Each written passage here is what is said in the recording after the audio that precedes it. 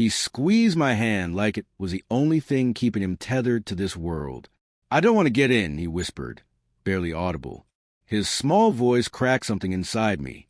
My throat tightened. "Why not, buddy?" I crouched beside him, tried to meet his eyes. But his eyes, God, his eyes, weren't on me.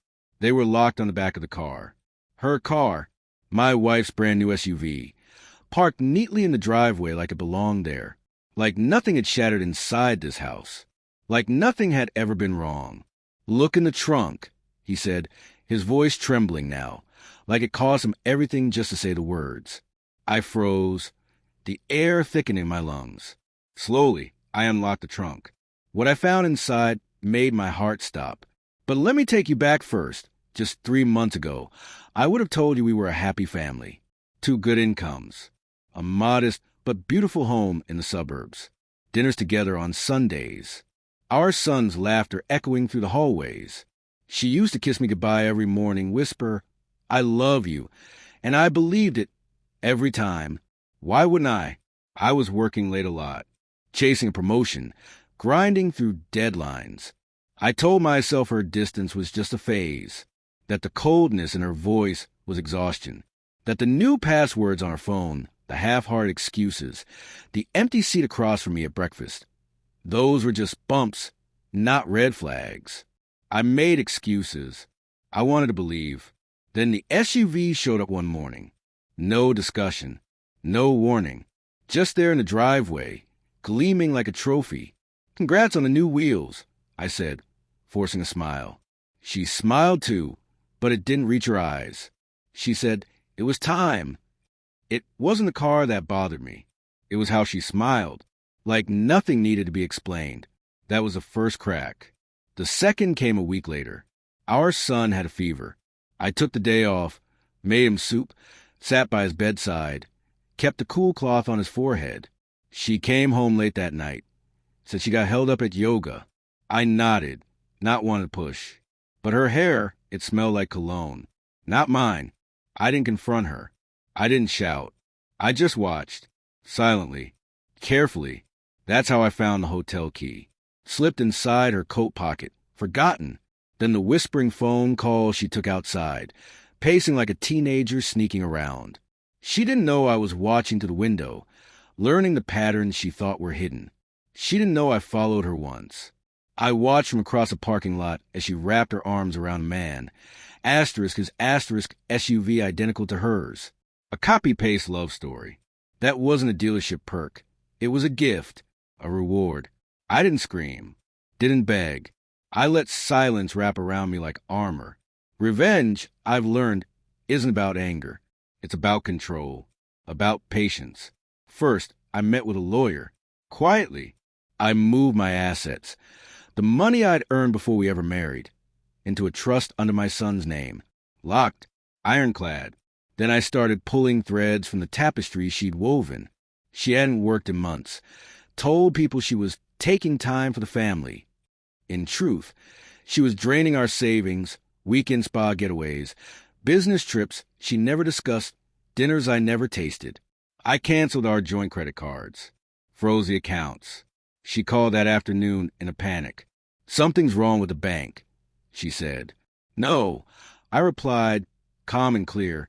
"Everything is exactly right." Then I turned to her lover. Of course he was married. It always comes in layers. I sent his wife a message. No name, just evidence. Photos, dates, hotel receipts. A full truth she'd never forget. I never saw her face, but I could imagine it. The cold fury, the slow collapse. The same silence I'd been living in for months. By the end of the week, his life was crumbling. My wife came home furious. "I know what you did," she hissed. I met her gaze with the quiet eye perfected. "So do I?" That was when she tried to play the car as a trump card, claimed it was hers. A gift, said she'd keep the SUV, maybe move out, maybe even take our son with her. I told her to go ahead, but it was my son who stopped everything. That morning, we were getting ready for school. I held his backpack, waiting by the garage, but he didn't move. He stood staring at the SUV, his little body tense, fists clenched. I don't want to get in, he said. I crouched. What's wrong, kiddo? His lip trembled. Look in the trunk. And so I did. Tucked neatly under a blanket, behind a folded stroller, was a leather briefcase. I opened it. Stacks of cash, maybe 20,000, maybe more. Beneath that, a burner phone. The screen lit up with messages she hadn't deleted. Asterisk, don't let him find out. Asterisk, asterisk, once he signs the papers, we're free. Asterisk, asterisk, the money's safe in the car. No one checks there. Asterisk, I didn't say a word to her that night. Instead, I handed everything to my lawyer. He looked through the phone, the cash, the thread of deceit running through it all, and smiled like a man who'd seen this play before and loved how it ended. The next day, I filed. Full custody, financial fraud, hidden assets, adultery. The briefcase was a golden ticket to the truth. She didn't see it coming. Not the court summons served during her yoga class. Not the frozen accounts. Not the silence from her lover, who was now too busy trying to save his own marriage. She came home in a panic. I can explain, she begged. I raised a hand. You already did, I said, in every lie you told. Weeks later, we stood in court. She tried to cry, said I was distant, cold, unloving, but the judge had seen it all.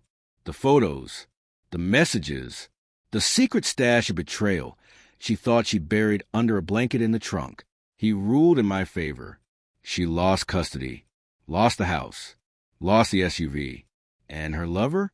He disappeared, slid back into the shadows of his real life, like she never existed. The day the papers were finalized, my son and I drove home in my old car. He sat beside me, staring out the window. Is she coming back? He asked. I paused, then shook my head. No, buddy, she already left a long time ago. And that's what I remember now. Not her face, not the betrayal, not even the lies. I remember his hand in mine, his voice, the tremble when he said, look in the trunk. That moment gave me the truth, and I gave us both our freedom. She buried her lies in that trunk, and I buried her future right alongside them.